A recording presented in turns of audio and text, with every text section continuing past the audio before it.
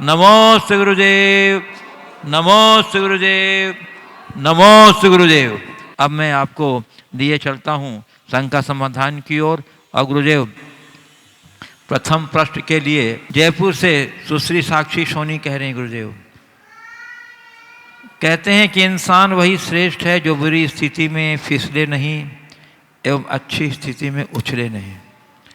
तो ऐसे में गुरुदेव एक व्यक्ति को इन दोनों स्थिति के बीच में कैसे एडजस्ट होना चाहिए ताकि फिसलने और उछलने से बच सकें, कृपया समाधान कीजिए। बुरी स्थिति में फिसले नहीं और अच्छी स्थिति में उछले नहीं। आपने पूछा है फिसलने और उछलने से बचा कैसे जाए।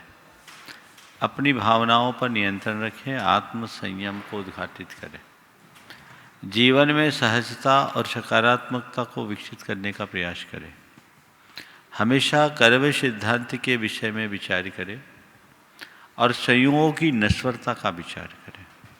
यदि इन बातों को आप ध्यान में रखते हैं तो आप इन दोनों स्थितियों से अपने आप को बचाने में समर्थ हो सकते हैं।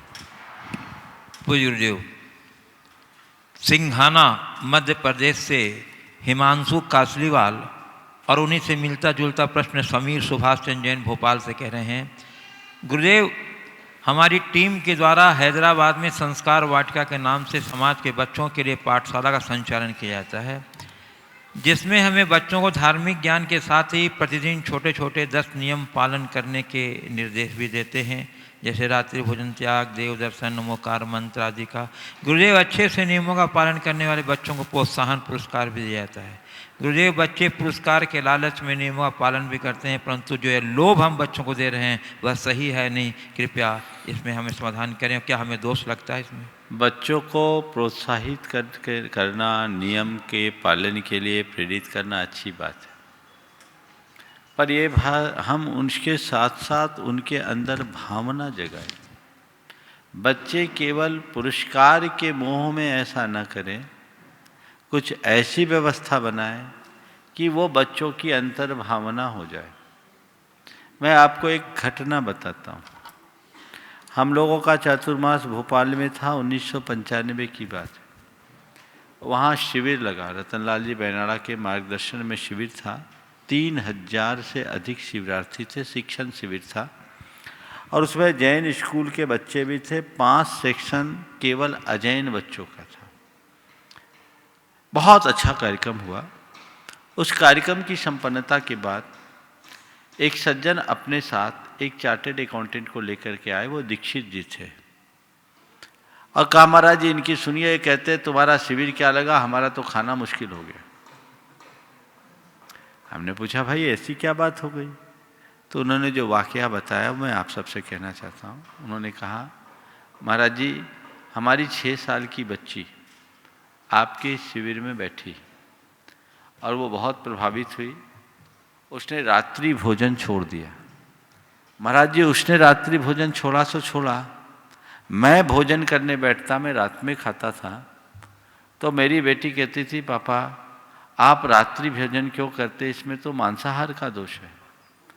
पापा आप रात्रि भोजन क्यों करते, इसमें तो मांसाहार का दोष है। महाराज जी 1-2 बार तो मैंने इसे टाला, पर बाद में मुझे लगा कि ये सही कह रही है। महाराज जी मैंने भी रात्रि भोजन छोड़ दिया। ये है एक प्रेरणा।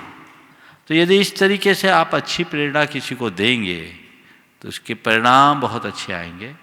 हम संस्कारों को थोपे नहीं, संस्कार जगाएं, 1-2 बार प्रोत्साहित करें और वो उनके जीवन का अंग बन जाए तो बहुत बड़ा बदलाव घटित हो सकता है।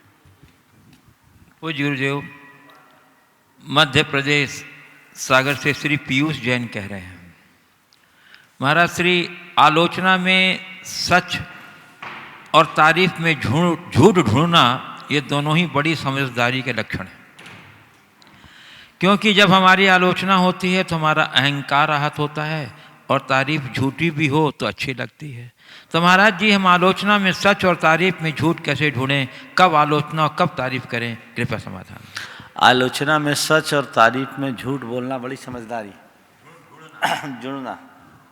देखिए ऐसा है,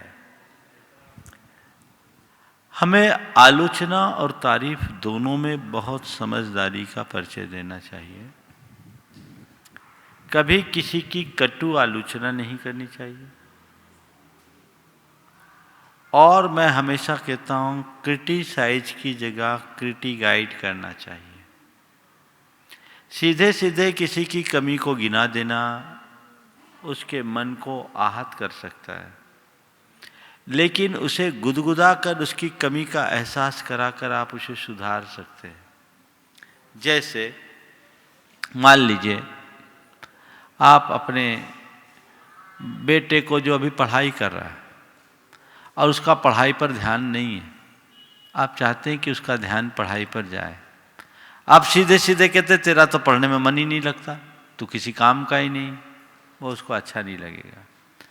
अगर उसी बच्चे से कहो कि बेटे तुम बहुत अच्छा करते हो, तुम्हारा काम करने का तरीका बहुत अच्छा है, तुम्हारी अंदर का आईक्यू भी बहुत अच्छा दिखता है, तुम जिस काम में लगते हो बहुत अच्छे से करते हो, तुम्हारा सब कुछ अच्छा है, अगर थोड़ा सा तुम अपना ध्यान पढ़ाई में और लगाओ ना तो 4 चांद लग जाएंगे। बोलो ये बात उसके लिए स्वीकार्य होगी कि नहीं? हम हमेशा किसी की भी आलोचना करें, उसमें कटुता न रहे, मधुरता रहे। कहते हैं बतासे के अंदर दी गई कड़वी दवाई भी ग्राह्य हो जाती है, और सीधे सीधे मुंह में कोई कड़वी चीज दे दो तो लोग उसको उगल देंगे। तो आलोचना उसी रीति से करनी चाहिए जिसमें वह स्वीकार्य हो जाए। झूठी आलोचना नहीं, कड़वी आलोचना नहीं, तीखी आलोचना नहीं। और प्रशंसा झूठी नहीं करनी चाहिए, सच्ची प्रशंसा करनी चाहिए। सामने वाले को खुश करने के लिए प्रशंसा नहीं करनी चाहिए, सामने वाले की वास्तविकता को प्रकट करते हुए प्रशंसा करनी चाहिए। कई लोग झूठे तारीफ के पुल बांधते हैं और वो उसे एक प्रकार की गलतफहमी का शिकार बना देते हैं, वो व्यक्ति आगे नहीं बढ़ पाता। ऐसे भी कहा जाता है सामने प्रशंसा नहीं करनी चाहिए, पीठ पीछे प्रशंसा करें। अक्सर लोग पीठ पीछे आलोचना करते हैं और प्रत्यक्ष में प्रशंसा, ये ठीक बात नहीं। पूज्य गुरुदेव, कोटा राजस्थान से श्री विनोद कुमार जैन कह रहे हैं, महाराज श्री संसार में मोक्ष की ओर जाना है तो बस इतना करो कि जिधर मुख है उधर पीठ कर लो, जिधर पीठ है उधर मुख कर लो। आचार्य श्री विद्यासागर जी महाराज ने ये बात कही है, इसका रहस्य क्या है, कृपया बताने की कोशिश करें। नहीं, बड़ा सीधा सीधा है। संसार की तरफ मुख है तो संसार बढ़ेगा, संसार की तरफ पीठ कर लिया यानी तुमने संसार से मुंह फेर लिया था, मोक्ष की तरफ जाओगे। दोनों एक दूसरे के विपरीत दिशा में। जब तक तुम्हें भोगों में राश है, संसार बढ़ रहा है, और भोगों के प्रति उदासीनता का भाव आया, तुम्हारा संसार सिमटेगा। इनका एक प्रश्न है कि जिनका जमी खाने का नहीं खाने का नियम है तो क्या वो फूलगोभी या पत्ता गोभी खा सकते हैं? फूलगोभी पत्ता गोभी जमी कंद में तो नहीं आता, लेकिन फूलगोभी और पत्ता गोभी को निकटता से देखो, उसमें ढेर जीव राशि मिलते हैं, इसलिए इनके खाने से पूर्व विचार करना चाहिए। पूज्य गुरुदेव, रीठी कटनी मध्य प्रदेश से कुमारी मयूरी जैन कह रही हैं, गुरुदेव मेरा एक छोटा सा प्रश्न है। कहते हैं अकेले रहना भी एक कला है, तो महाराज जी अकेले रहना कैसे सीखें? अकेले रहना भी एक कला है, इसका मतलब समझो। एकांतवास और मन में अकेलापन, बहुत अंतर है। सबके बीच रहते हुए भी अपने आप को अकेला महसूस करो। कोई किसी का साथी नहीं है, सब अकेला आया अकेला जाएगा। इस बात की अनुभूति और ऐसा एहसास हो तो आप अपने जीवन में बखूबी बहुत अच्छा घटित कर सकते हो। पूज्य गुरुदेव, पार्ले पॉइंट सूरत गुजरात से श्री अशोक कुमार गांधी कह रहे हैं, महाराज श्री कहा जाता है कि काली रात सिर्फ उन लोगों के लिए होती है जिन्हें मेहनत रूपी मोमबत्ती जलानी नहीं आती। महाराज श्री, मेरी जिज्ञासा यह है कि हम मेहनत कैसी करें जिससे हमारी काली रात दिन के उजाले में परिवर्तित हो जाए, कृपया मार्गदर्शन दीजिए। देखिए, मेहनत करिए, कठोर और कठिन परिश्रम कीजिए, लेकिन उससे पहले उसकी दिशा सही हो। सही दिशा में किया गया अल्प श्रम भी हमें अधिक परिणाम देता है, और गलत दिशा में किए गए बड़े बड़े पुरुषार्थ भी हमें वांछित परिणाम नहीं दे सकते। जैसे कहीं सघन अंधेरा हो और कोई व्यक्ति उसे भगाने के लिए उस पर लठ चलाने लगे, जी तोड़ लठ चलाए, तो क्या इससे अंधेरा छटेगा? नहीं ना। पूरी जिंदगी वो लठ चलाते चलाते खपा दे तो भी अंधेरा नहीं छट सकता। अंधेरा को भगाने का सीधा सरल सा उपाय है, एक छोटा सा दीप जला लो, अंधेरा पल में भाग जाएगा। तो पुरुषार्थ से भी ज्यादा महत्वपूर्ण पुरुषार्थ की दिशा है। हम कितना श्रम कर रहे हैं ये उतना महत्वपूर्ण नहीं है, हम किस दिशा में श्रम कर रहे हैं ये महत्वपूर्ण है। तो सही दिशा में श्रम करें, सही परिणाम आएगा। पूज्य गुरुदेव, बीना मध्य प्रदेश से श्रीमती पुष्पलता जैन कह रही हैं, महाराज श्री, किसी ने कहा कि खुश रहना है तो जिंदगी के फैसले अपनी परिस्थिति को देखकर लो, दुनिया को देखकर जो फैसला लेते हैं वह हमेशा दुखी ही रहते हैं। महाराज श्री, फैसले दुनिया से प्रभावित हैं तो फिर हमें क्या करना चाहिए? देखिए, जो चीज़ें दुनिया से प्रभावित होकर के होंगी, वो कोई भी फैसला है वो हमारे जीवन से एक बड़ा फासला बना लेगा। तो हम दुनिया से प्रभावित होकर कोई काम न करें। हर व्यक्ति को अपनी क्षमता, अपनी परिस्थिति, अपनी पृष्ठभूमि का आकलन करते हुए फैसला लेना चाहिए, ताकि ज़्यादा खींचतान न हो। आप दूसरों को देख करके चलेंगे तो निश्चित आप परेशान होंगे। इसलिए हर व्यक्ति को अपनी हस्ती और हैसियत के अनुरूप ही आगे के निर्णय लेने चाहिए। पूज्य गुरुदेव, न्यू जर्सी से एक प्रश्न आया है, श्वेता गरगट्टे, और प्रश्न गुरुदेव अंग्रेजी में है, अब तो कि ये विदेश से हैं, इसलिए आपकी अनुमति से मैं उनका प्रश्न पढ़ता हूँ। How to gain stability and calmness? When someone praises me, I get too happy and excited and cannot calm down for 2 days or more. In spite of chanting 108 times Naukar mantra, I still cannot overcome excitement or hyper emotions. So Gurudev, how to get stability in emotions due to overexcitement? I cannot do my work and people who praise me take the advantage of my this nature. Please. देखिए, बहुत अच्छा सवाल किया है कि कोई भी मुझसे मेरी थोड़ी भी प्रशंसा कर दे तो भी मैं फूला नहीं समाती, और मेरे अंदर इस तरह का उत्साह या उत्तेजना आती कि 2-2 दिन तक शांत नहीं होता। मैं 108 बार नमोकार मंत्र पढ़ लूँ तो भी नहीं होता। आखिर मैं अपने भावनाओं पर नियंत्रण कैसे लाऊं? पहली बार इस तरीके का सवाल आया है कि मेरी प्रशंसा से मेरा चित्त इतना उद्वेलित होता है। प्रायः लोग निंदा और आलोचना सुन करके तो उद्वेलित होते हैं और कई कई दिन तक उनका दिमाग में असर पड़ता है, लेकिन खुशी का ये रूप, जिसे हम दूसरे शब्दों में कहें हर्षातिरेक, भी हमारे जीवन में घटित हो सकता है। जो भावनाओं में बहता है उनके साथ ऐसा ही होता है। हमारे यहाँ एक शब्द आता है फूल के कुप्पा हो जाना, मुहावरा है। फूल के कुप्पा हो गए, एकदम बहुत ज्यादा फूल गए, इतने ज्यादा हर्षित हो गए। ये एक प्रकार का भावनात्मक विकार है। इस पर नियंत्रण कैसे लाया जाए? इसके नियंत्रण का एक बड़ा अच्छा उपाय है, वह है भावना योग। और भावना योग के माध्यम से आप बार बार एक ही वाक्य दोहराइए, मुझे सहज रहना है, मुझे शांत रहना है, मुझे सहज रहना है, मुझे शांत रहना है। ये अभ्यास यदि आप निरंतर करेंगे तो तय मान करके चलिएगा, ये आपके जीवन में एक बहुत बड़ा बदलाव घटित करेगा। थोड़े ही दिनों में आप किसी की इस तरह की प्रतिक्रियाओं से प्रभावित नहीं होंगे। आप अपने इमोशंस पर पूरा नियंत्रण रखने की क्षमता रख सकेंगे। पूज्य गुरुदेव, कटनी मध्य प्रदेश से सुरभि सतीश जी जैन पाटन परिवार यहाँ हैं, उपस्थित है।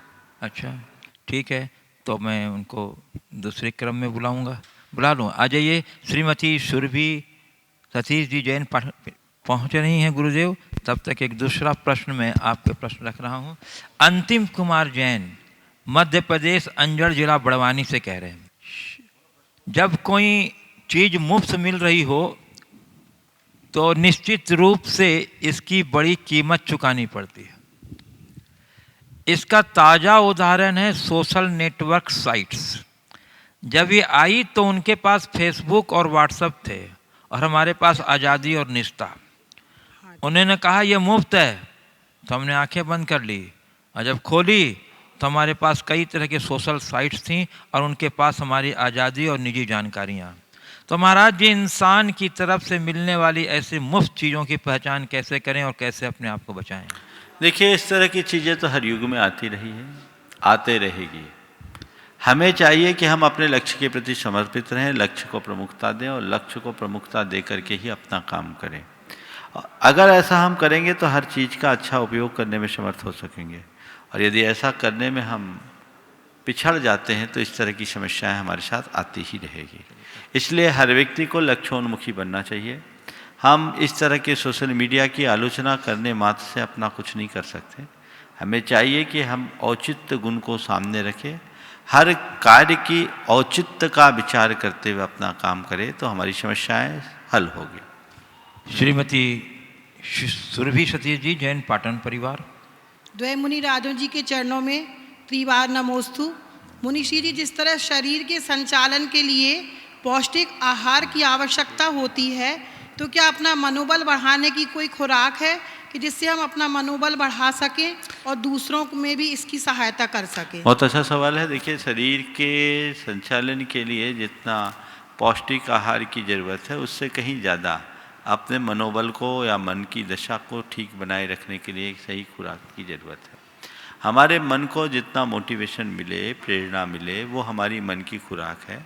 हमें हर पल अपने मन को अच्छी प्रेरणा देनी चाहिए।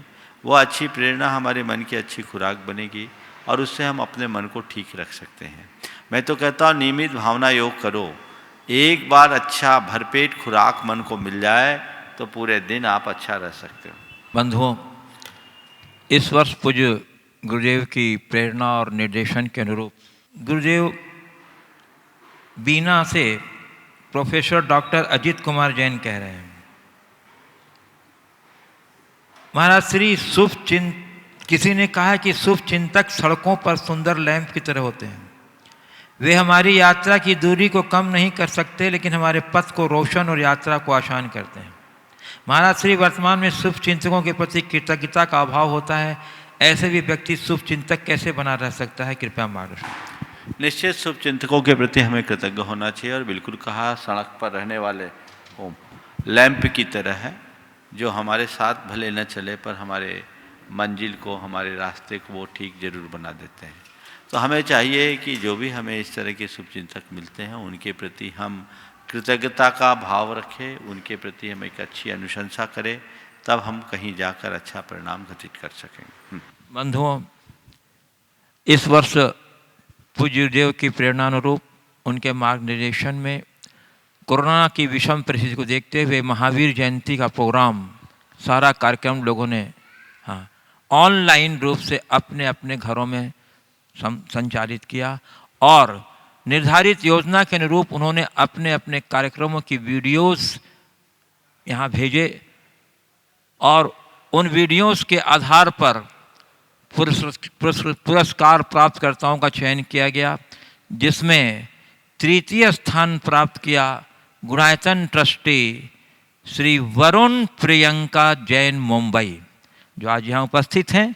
मैं उन्हें आमंत्रित कर रहा हूँ कि वे आएँ, गुरु चरणों में आशीष नमन करते हुए आशीष प्रदान करें और उन्हें प्राप्त करें।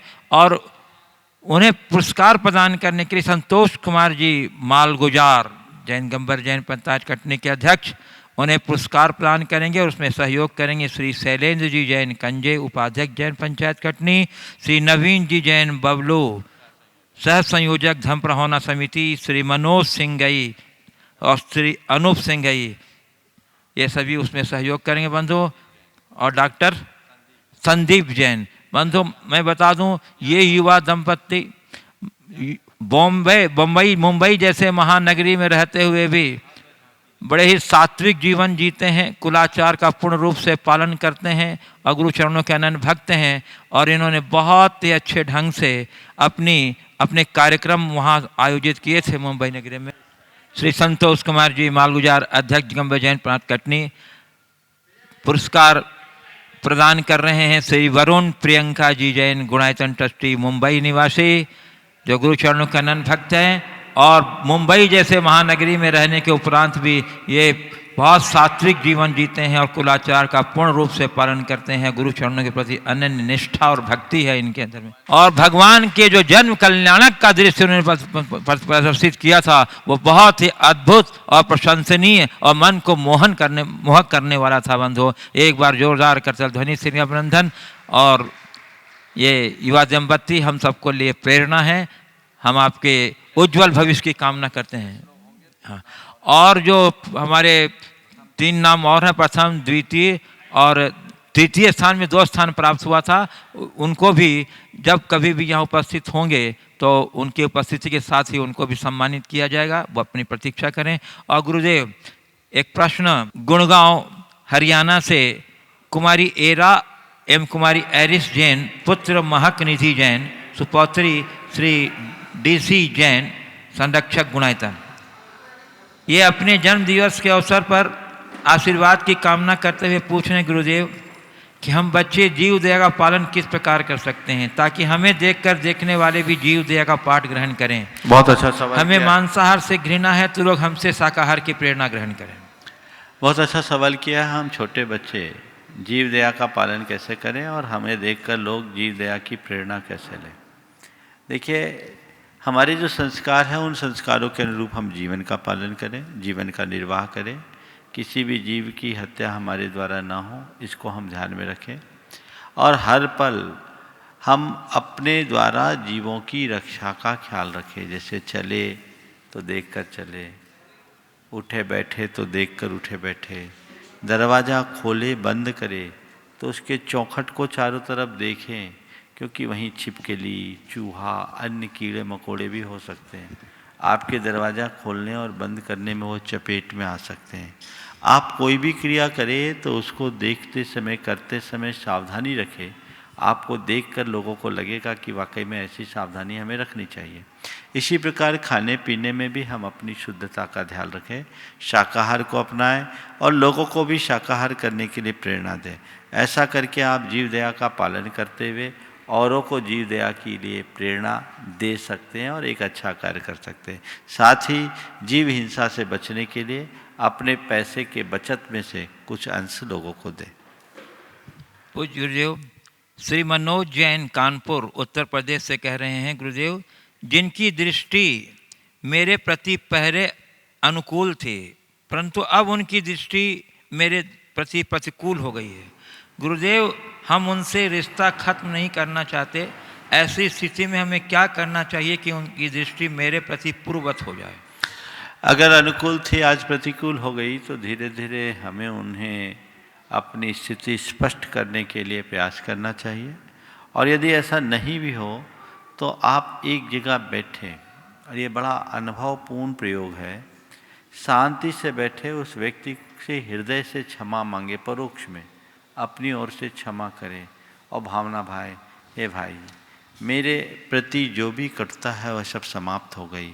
मुझसे वही पुराना विश्वास और भरोसा रखो।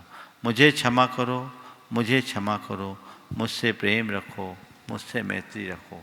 ये भावना और ये प्रार्थना आप नियमित करिए।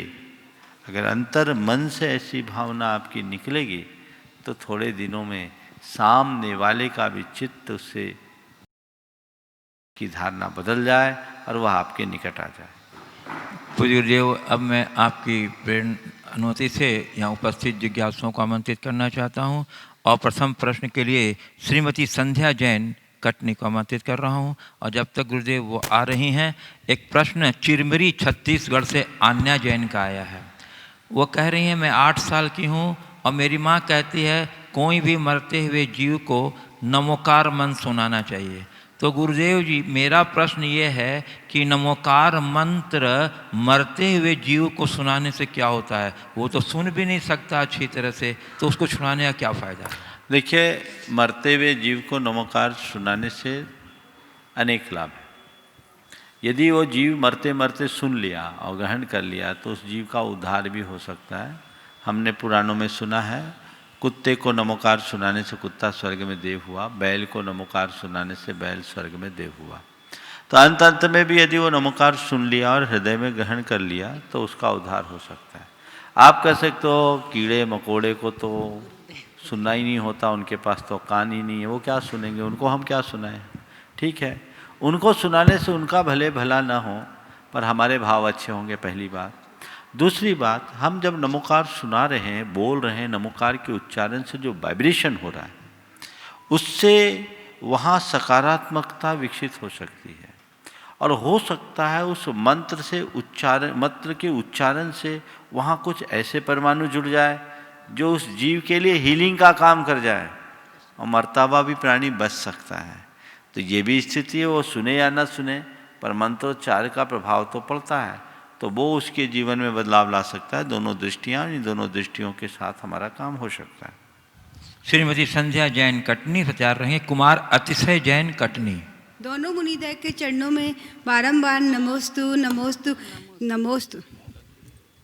गुरुदेव, लोक उपवाद क्या है और इसका समय देश क्षेत्र काल के अनुसार बदलता रहता है या स्थायी रहता है? लोकोपवाद। गुरुदेव, रामचंद्र जी ने लोकवाद के भय से सीता जी को वन में भेज दिया था। क्या आज के समय में लोकवाद के भय से निर्णय लेना साम्यक होगा, उचित होगा क्या गुरुदेव?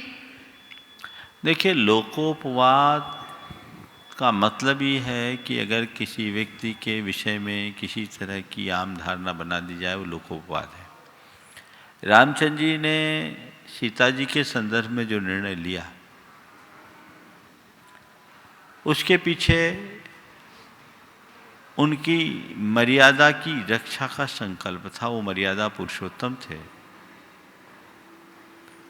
और वो नहीं चाहते थे कि इस तरह की बातों को हम यूं ही दबा दें ताकि दूसरे लोग फिर इस तरह की प्रवृत्तियों में आ जाए। तो सीता के लिए वनवास देकर उन्होंने एक बड़ा संदेश दिया था। लेकिन आज ऐसी स्थितियां नहीं हैं, क्योंकि न तो आज ऐसे राम है, न ऐसी सीता है, न ऐसा लोक है। तो हमें देश काल की स्थिति के अनुरूप ही विचार करना चाहिए, आधारहीन बातों से प्रभावित नहीं होना चाहिए। कुमार अतिशय जैन कटनी। और उसके बाद तैयार रहेंगी श्रीमती श्वेता अंश जैन मुंबई। हे गुरुदेव, मेरे घर के सामने एक गाय थी जो बहुत ज़्यादा पीड़ित थी। उसको मैंने 2-2.5 घंटे लगातार भावना योग सुनाया और वो बिल्कुल धीरे धीरे खड़े होकर अपने स्थान पर पहुंच गई। बहुत सुंदर, बहुत अच्छा किया, बहुत बढ़िया। नमोस्तु महाराज जी, मेरा प्रश्न ये है कि मनुष्य के जीवन में हार की कोई संभावना ना हो तो जीत का कोई अर्थ नहीं होता। यह वाक्य कहाँ तक उचित है? बहुत सही बात है।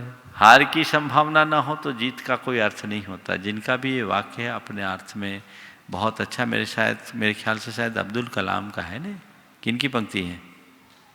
शायद तक अब्दुल कलाम। हाँ, शायद उन्हीं का है।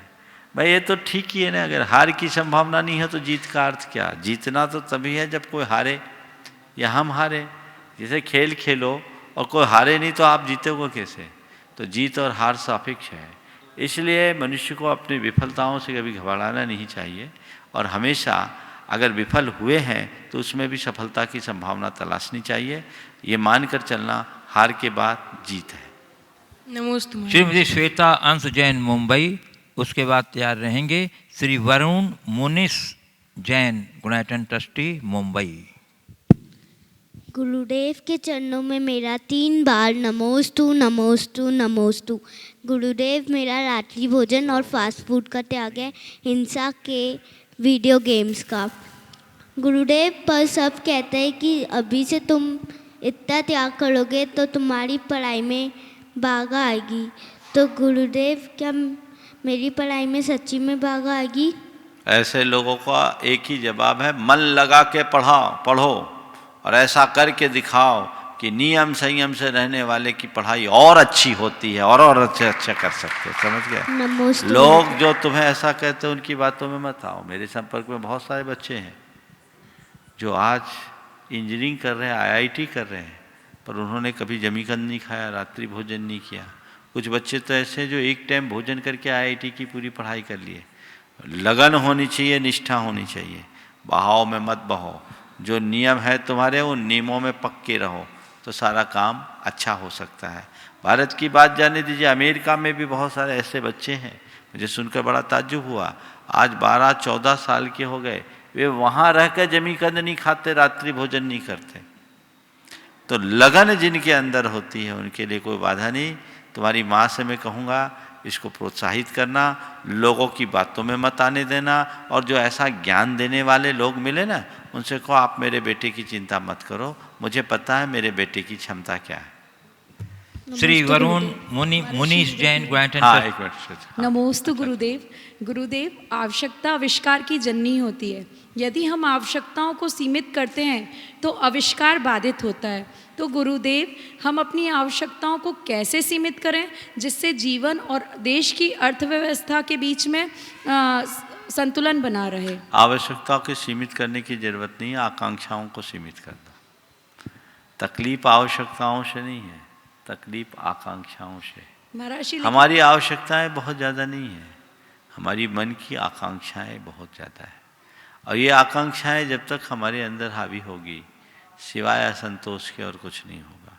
इसलिए आकांक्षाओं के मकर जाल से अपने आप को बचाओ, आवश्यकताओं की पूर्ति करते हुए जीवन को आगे बढ़ाओ। सबसे पहले अनिवार्य आवश्यकताओं को प्रधानता दो, फिर जो हमारी और सुविधापूर्ण आवश्यकताएं उनको देखो और बाकी चीज़ों से अपने आप को बचाओ। नमोस्तु गुरुदेव। श्री वरुण मुनीश जैन गुणायतन ट्रस्टी मुंबई, और उसके बाद तैयार रहेंगे श्री सौरभ जैन शाहपुरा भिटौनी गुणायतन ट्रस्टी। मुनीद्वय के पावन चरणों में मेरा बारंबार नमोस्तु नमोस्तु नमोस्तु। महाराज श्री, अभी रिसेंटली इटली और इंग्लैंड में कुछ स्टडीज़ हुई हैं, इसमें कोविड-19 के बारे में बताया है कि 10 साल के बाद या 5 साल के बाद लोगों को जो कोविड-19 से उभरे हैं या तो हार्ट डिसीज़ हो जाएगा या फिर कुछ मानसिक असंतुलन होने की संभावनाएं हैं। अब ये स्टडीज़ जो हैं सारी हाइपोथेसिस के बेस पे हैं, लेकिन होगा ऐसा नहीं होगा 100% नहीं कहा जा सकता। लेकिन ये सब न्यूज़ पढ़ के जो लोग उभर के आए हैं वो उनके मन में डर बैठ गया है और बहुत ही हतोत्साहित हो रहे हैं। तो ऐसा भावना योग के माध्यम से उनको क्या करना चाहिए जिससे कि अपने आप को सुदृढ़ कर सकें और ऐसी बीमारियों से बच सकें? देखिए, कोविड के विषय में जो भी अभी बातें आ रही है वह सब चीज़ें आधी अधूरी है। इन बातों को पूरी तरह से प्रमाणिक नहीं मानना चाहिए। और जिन लोगों के साथ ऐसा हो रहा है और जिनके लिए ऐसी संभावनाएं व्यक्त की गई है उन्हें इसे एक चुनौती के रूप में रखना चाहिए और अपनी दिनचर्या को इस तरीके का बनाना चाहिए कि सब चीज़ें ख़त्म हो जाए। उन्हें लंबी गहरी सांस लेने का अभ्यास करना चाहिए, प्राणायाम करना चाहिए, भावना योग के साथ ऊर्जा प्रवाह करते हुए अपने पूरे शरीर को मजबूती प्रदान करनी चाहिए। तो आप इसको हरा सकते हैं और बखूबी हरा सकते हैं, ऐसा कुछ नहीं है। मैंने तो देखा 90 और 95 साल के लोग भी जो कोविड से संक्रमित हुए और पूरी तरह स्वस्थ होकर के घर आ गए और आज अपना सामान्य जीवन जी रहे हैं। जो भी इसके अध्ययन हो, उसके जो कुछ भी परिणाम हो सकते हैं, मैं उस विषय में अपनी कोई राय नहीं प्रकट करता, लेकिन इतना ज़रूर कहता हूँ इस घोषणा को भी झुटलाया जा सकता है यदि आपने अपनी दिनचर्या को ठीक बना लिया। तो योग प्राणायाम कीजिए, नियमित दिनचर्या कीजिए, सही आहार विहार कीजिए और भावना योग कीजिए। निश्चित आप ऐसी दुविधापूर्ण स्थिति से बच जाएंगे। नमोस्तु महाराज। Shri Saurabh Jain, grant and trustee. नमोस्तु महाराज अच्छा जी। मुनीश, हाँ। नमोस्तु महाराज जी, मेरा प्रश्न ये है कि जैसे जब हम कोई चीज़ याद करते हैं तो वो हमारे धुन में बन जाती है और वो हम हमेशा बोलते रहते हैं उसी चीज़ को। तो महाराज जी, अगर हम कभी धर्म की चीज़ जैसे मेरी भावना, प्रभु पतित पावन याद करते हैं तो वो हमारी धुन बन जाती है, और अगर हम बाथरूम में जाते हैं तो वो हमारे मन में आने लगती है, तो क्या उसका पाप लगेगा? देखो, मेरी भावना आदि के लिए कभी कोई पाप नहीं लगेगा। बस मंत्रोच्चार, भक्तामर स्तोत्र, नमोकार आदि को बाथरूम में मत बोलना, समझ गए?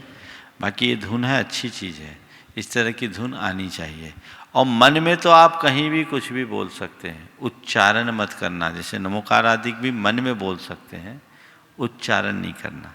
हम लोग बोलते हैं पवित्रो पवित्रो वा सुस्थितो दुस्थितो पिवा, है ना? यह स्मरेत परमात्मानम सभायाभ्यंतरे शुचि, या ध्यायत पंच नमस्कारम सर्वै पापै प्रमुच्यते। तो हम नमोकार मंत्र को किसी भी स्थिति में स्मरण कर सकते, खाते पीते, चलते फिरते, उठते बैठते। और अन्य इसका भी उच्चारण न करें, मन में बोल सकते हैं। और ये जो पाठ वगैरह है, इनको आप कहीं भी उच्चारण पूर्वक बोलो तो कोई दिक्कत नहीं।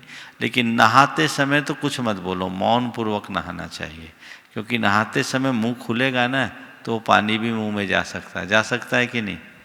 इसलिए स्नान के समय सभी को मौन रखना चाहिए, और टॉयलेट में जाते हैं, शौच में जाते हैं, उस घड़ी भी मौन रखना चाहिए। नमोस्तु महाराज। Shri Saurabh Jain, grant and trustee, Shahpura Bhitauni. उसके बाद तैयार रहेंगी श्रीमती सुशीला जैन, कटनी। भक्त वत्सल परम स्नेही जगत पूज्य मुनिराज के चरणों में बारंबार नमोस्तु नमोस्तु नमोस्तु भगवान। महाराज जी, आज की शंका अपूर्वा जैन की है। बोलो। गुरुवर के चरणों में बारंबार नमोस्तु नमोस्तु नमोस्तु। गुरुवर, गर्भ संस्कार क्या है और हम इन्हें मंथ वाइज अपने घर में ही बच्चे को कैसे संस्कारित कर सकते हैं? देखिए, हमारे शास्त्रों में गर्भाधान के अनेक संस्कार बताए हैं, और गर्भ धारण करने से पूर्व से कुछ ऐसी बातें, ऐसी क्रियाएं बताई है जो आदि पुराण से जान सकते हैं। उन क्रियाओं का पालन करना चाहिए। बहुत जगह गर्भ संस्कार के कार्यक्रम भी चलाए जाते हैं, उनको आप सब करें। पर बहुत लोगों की भावनाओं को देखते हुए मैंने भावना योग का एक छोटा रूप दिया है। वो 9 महीने तक 9 मिनट नित्य उसे दोहराए, तो एक स्वस्थ, सुविज्ञ, प्रतापी, पराक्रमी, परोपकारी, धर्मी संतान को जन्म देने का सौभाग्य प्राप्त कर सकते हैं। क्योंकि ये बात स्पष्ट है कि पेट में पलने वाले संतान का माँ से गहरा संवाद होता है, और उस घड़ी में माँ का जैसा व्यवहार होगा, माँ की जैसी विचारधारा होगी, माँ का जैसा भाव होगा, उसका प्रभाव उस संतान पर जरूर पड़ेगा। तो हमें उस तरीके से कार्य कराना चाहिए। जगह जगह जो लोग हर महीने गर्भ संस्कार देते हैं, आपके बगल में सतना में सिद्धार्थ जी करते हैं, संपर्क करके आप करवा सकते हैं। कई लोग ऑनलाइन भी देते हैं। लेकिन ये भावना योग का एक छोटा प्रारूप संभवतः 1-2 दिन में वो आप लोगों को उपलब्ध हो जाएगा। तो वो हर व्यक्ति को करना चाहिए, हर उस गर्भवती स्त्री को करना चाहिए जो एक अच्छी माँ बनना चाहती है। उसका प्रभाव बहुत अच्छा होगा। श्रीमती सुशीला जैन, कटनी। इस बात तैयार रहेंगी कुमारी जिया जिनांशी सिंघई, कटनी। दोनों गुरुवर के चरणों में मेरी ओर से नमोस्तु, मेरे परिवार की ओर से नमोस्तु। हे गुरुवर, आज का इंसान अपनी ओरिजिनलिटी आकर्षित की ओर ओम थोड़ा हड़बड़ी से मत पढ़ो, आराम से पढ़ो। हाँ। आज का इंसान अपनी ओरिजिनलिटी की ओर तेजी से बढ़ रहा है। दीपावली आ रही है, हम पहले यहाँ मिट्टी के दिए जलाते थे, उनका स्थान आप चाइना लाइट और कैंडल आदि ने ले लिया है। दियों में जो हमारी संस्कृति की झलक थी एवं संदेश या वह लुप्त हो गया। साथ ही इसके दिए बनाने वाले को जीवन में अंधकार आया है, उनको हम कैसे प्रकाश की ओर ले जाएं? देखिए, इस विषय में मैंने पहले भी प्रकाश डाला है। हमें तो चाइनीज सामान का तो प्रयोग करना ही नहीं चाहिए और ऐसे ही वस्तुओं का प्रयोग करना चाहिए जो प्रकृति में घुल मिल जाने योग्य है। जैसे एक शब्द कहते हैं इको फ्रेंडली। मिट्टी का दिया में जो भाव है वो अन्य दीपों में नहीं है और वो मिट्टी में मिल जाता है। इससे किसी प्रकार का प्रदूषण नहीं होता। विभिन्न प्रकार के रसायनों से निर्मित अन्य सामग्री इस धरती को विषाक्त बनाती है, यहाँ का वातावरण खराब करती है। इस पर व्यक्ति को सोचना चाहिए और मिट्टी के दिए से कितने लोगों का पेट भरता है, हमें इसका भी ध्यान रखना चाहिए। हमारी संस्कृति हमेशा इस बात की पक्षधर रही है कि हम केवल अपने सुख की बात न सोचें, अपने सुख के साथ औरों के सुखों का भी ख्याल रखें। यदि ऐसी मनोदशा हमारी बनी रहे तो हम निश्चित तौर पर एक बड़ी उपलब्धि घटित कर सकते हैं। नमस्ते गुरु। कुमारी जिया जनांसी सिंघई, उसके बाद कुमार सरल जैन कटनी तिलगमा वाले तैयार। नमोस्तु महाराज जी, मेरा आपसे यह प्रश्न है कि अगर आपके मन में किसी के लिए बैर है तो आपके लिए मंदिर जाना सैर है, तो महाराज जी हम इस बैर को कैसे दूर करें? बहुत अच्छा वाक्य है। अगर आपके मन में किसी के प्रति कोई वैर है तो आपका मंदिर जाना सैर है। तो हम इस बैर को कैसे ख़त्म करें? देखिए, किसी के मन में वैर रखो ही मत। यदि किसी बात को लेकर किसी से कोई खटपट हो जाए तो तुरंत उसका हिसाब किताब पूरा कर लो, क्षमा मांग लो और क्षमा कर दो। यदि आप उससे तत्क्षण क्षमा मांगते हो और क्षमा करते हो तो आपका बैर भाव पल में समाप्त हो जाएगा। तो हमें चाहिए कि यदि किसी के साथ इस तरह का होता है वहीं ख़त्म कर लो। इस गांठ को लंबे समय तक लेना नहीं चाहिए। और यदि ऐसा हो गया है तो फिर उस व्यक्ति से मिलकर या किसी के माध्यम से मिलकर एक दूसरे के साथ क्षमा का भाव रखना चाहिए। क्योंकि हम अगर मन में गांठ रखते हैं तो वो हमारे लिए अनेक भावों तक दुखदायी बन सकता है, भावांतरों में दुखी रहना पड़ सकता है। इसलिए इससे बचना चाहिए। नमस्ते महाराज श्री, मेरा प्रश्न ये है कि आजकल हम देखते हैं कि सभी अपने छोटे बच्चों का नाम महाराज जी व माता जी से रखवाना पसंद करते हैं। तो क्या हमारा नाम का हमारे जीवन पे कोई प्रभाव पड़ता है? क्या नाम का कोई सार्थक रूप होना चाहिए? देखिए, नाम से बड़ा काम होता है। नाम कोई भी हो, काम अच्छा होना चाहिए। पुराने ज़माने में मैंने ऐसे अनेक फकीर चंद को देखा है जो करोड़पति थे। समझ गए? फकीर चंद करोड़पति, छिदामी लाल अरबपति। समझ गए? और ऐसे भी लोगों को देखा है जिनका नाम नयन सुख और आँख का अंधा। अंधे का नाम भी नयन सुख, ऐसा भी देखा है। तो कोई जरूरी नहीं कि जैसा नाम हो वैसा ही काम हो। फिर भी हमें अपने नाम को सार्थक बनाने का संकल्प रखना चाहिए। मन में ऐसा भाव होना चाहिए कि मेरा जैसा नाम है वैसा ही मेरा काम हो। समझ गए? जैसा मेरा नाम हो वैसा मेरा काम हो। ऐसा मनोभाव अंतर मन में जगा करके चले तो हमारे जीवन का पथ प्रशस्त होगा। हम अपने जीवन को अच्छाई की दिशा में ले जा सकेंगे। मुनि महाराजों के साथ के माध्यम से नाम रखाने के पीछे यही भावना होती है कि वो कोई सार्थक नाम रखेंगे। आजकल तो पता नहीं कैसे कैसे नाम चलन में आ गए हैं जिन शब्दों का कोई अर्थ ही नहीं। कोशिश करनी चाहिए ऐसे नाम देने की जिससे नाम से भी सामने वाले को अच्छी प्रेरणा मिले। कुमार सरल जैन तिलकमा वाले कटनी। गुरुदेव के चरणों में तिलकमा वाले परिवार का बारंबार नमोस्तु नमोस्तु नमोस्तु। गुरुदेव, विधान और पूजा में क्या अंतर है और पूजा का संचित रूप क्या है? देखिए, पूजा क्या है? अष्टद्रव्य से अपनी भक्ति को प्रकट करने का नाम पूजा है। और पूजा के साथ जब हम विशेष जाप अनुष्ठान करते हैं तो विधान होता है। और विधान में भी अगर किसी मंडल की संरचना करते हैं तो वो मंडल विधान होता है। समझ गए? तो पूजा सामान्य पूजा है, विधान उस अनुष्ठान का नाम है जहाँ पूजन के साथ जाप हो। बिना जाप के विधान विधान नहीं होता, भले वो एक ही माला की जाप हो। और विधानों में प्रायः हवन की भी व्यवस्थाएं हैं, कुछ लोग करते हैं कुछ लोग नहीं करते, लेकिन ये एक विधान का अनुष्ठान है। और जब मंडल हम रखते हैं तो मंडल का अर्थ क्या होता है? मांडना नहीं कि जिसमें द्रव्य चढ़ाए। मंडल द्रव्य चढ़ाने का अधिष्ठान नहीं है।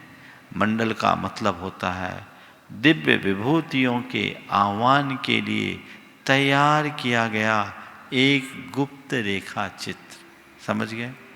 तो वो मंडल की जब हम संरचना करते हैं, उस मंडल की साक्षी में जब हम विधान करते हैं तो उस विधान का प्रभाव सहस्त्र गुना होता है, बल्कि अनंत गुना होता है। आने वाले दिनों में जो सिद्ध चक्र महामंडल विधान यहाँ आयोजित होने वाला है, वहाँ बीजाक्षरों से युक्त मंडल होगा। सिद्ध चक्र के सारे बीजाक्षर मंडल में रहते हैं, उससे उसकी ऊर्जा अनंत गुनी हो जाती है और वो हमारे जीवन के लिए बड़ी प्रभावी बनती है। तो हमें उसी दिशा में प्रयास करना चाहिए। और अब आपने पूछा पूजा का संक्षिप्त रूप, सबसे संक्षिप्त रूप पूजा इनका तो वही है जो चौके में करते हो, अष्टद्रव्य चढ़ा देते हो ना। पूजा का सबसे संक्षिप्त रूप और संक्षिप्त रूप है तो महार्घ चढ़ा दो, ये भी उसका संक्षिप्त रूप। और अब मैं परम पूज्य मुनिवर श्री अरहत सागर जी महाराज के चरण कमलों में प्रार्थना निवेदित करता हूँ कि हे गुरुदेव, अपनी उपयोगी प्रश्न से हम लोग को लाभान्वित करें। छोटो सो है बोलो, अच्छो बोलो। हाँ, करें शुरू? बोलो। नमोस्तु महाराज श्री। ऐसा देखा जाता है प्रायः मृत्यु उपरांत व्यक्ति की फोटो घर में लगाना क्या उचित है? आपके अनुसार क्या इसमें सुधार है? नमोस्तु। मरणोपरांत मृत आत्माओं की तस्वीर घर में रखना कितना उचित कितना अनुचित? कुछ लोग इसका निषेध करते हैं, पर मेरी राय में इसका निषेध करने का कोई औचित्य नहीं। अपने पूर्वजों की स्मृति को बनाए रखने के लिए, उनसे कुछ अच्छी प्रेरणा पाने की भावनाओं से अगर इनकी तस्वीर आप घर में रखते हैं तो कोई बुराई नहीं। हाँ, इसे प्रायः दक्षिण या पश्चिम की दीवार पर टांगना चाहिए। और मृत आत्माओं की तस्वीर पर हमेशा माल्यार्पण रखना चाहिए। बिना माल्यार्पण के उन तस्वीरों को नहीं टांगना चाहिए। सामान्य व्यक्तियों को कह रहा, मुनि महाराज की भी मत कर देना, ये आम जनों के लिए है। मरणोपरांत किसी की भी तस्वीर में माला चढ़ाना चाहिए। मुझसे एक बार किसी ने इसी शंका समाधान में पूछा था कि महाराज, मरणोपरांत तस्वीर में माला क्यों चढ़ाई जाती? तो मैंने उसका उत्तर दिया कि देखो, हमारे यहाँ एक परंपरा है कि मरने के बाद कोई भी होता है तो उसके नाम के आगे क्या लगाते हैं? स्वर्गीय। स्वर्गीय बोलते हैं। तो मर के कहाँ गया? स्वर्ग में गया। और स्वर्ग में जितने भी देव देवता होते हैं सबके गले में माला होती है। तो स्वर्गीय हो गया, उसके प्रतीक स्वरूप उसके गले में माला डाल दिया। ये इसके पीछे का प्रयोजन है। तो माला के साथ वहाँ रखा जाता है, इसे वैसा समझना चाहिए। कहते हैं कि मृत्यु सदा से ही भयभीत करती रहती है, मरण का भय। तो क्या मृत्यु के भय से छुटकारा संभव है? तो कैसे? मृत्यु के भय से बचा जा सकता है, मृत्यु से नहीं बचा जा सकता। मृत्यु की अनिवार्यता को समझ लो कि शरीर का जन्म हुआ है, शरीर का विनाश होना है, इसे कोई रोक नहीं सकता। जो जन्म लिया उसे मरना ही है। लेकिन आत्मा का न तो जन्म हुआ है, न है आत्मा का कभी मरण हो सकता है। देह की नश्वरता और आत्मा की अमरता को जानने वाले लोगों में मृत्यु का रंच मात्र भय नहीं रहता। वे तो मृत्यु का स्वागत करने में तत्पर रहते हैं। ठीक है, मरण जीवन की एक अनिवार्य घटना है। जैसे जन्म है वैसे ही मरण है। सूरज उगा है तो अस्त होगा, उसे डरना क्या। जैसे हम उगते हुए सूरज का स्वागत करते हैं, वैसे ही ढलते हुए सूर्य का भी सत्कार सीखना चाहिए। धर्म हमें यही सिखाता है, जैन धर्म में यही विशेषता बताई गई है। तो हम अगर ऐसी मनस्थिति के साथ अपने जीवन को आगे बढ़ाते हैं तो तय मान करके चलना वह हमारे जीवन में एक अलग प्रकार का सौंदर्य प्रकट करता है। तो मृत्यु की अनिवार्यता को समझे, स्वीकारें। मृत्यु का डर कभी नहीं होगा। आमंत्रित कर रहा हूँ श्रीमती अवनी जैन, श्री राजकुमार जैन जबलपुर, और उसके बाद तैयार रहना अंतस जैन कटनी। जल्दी है, जल्दी आओ। नहीं है, नहीं है। अंतस जैन कटनी आ जाओ। है तो जल्दी आओ।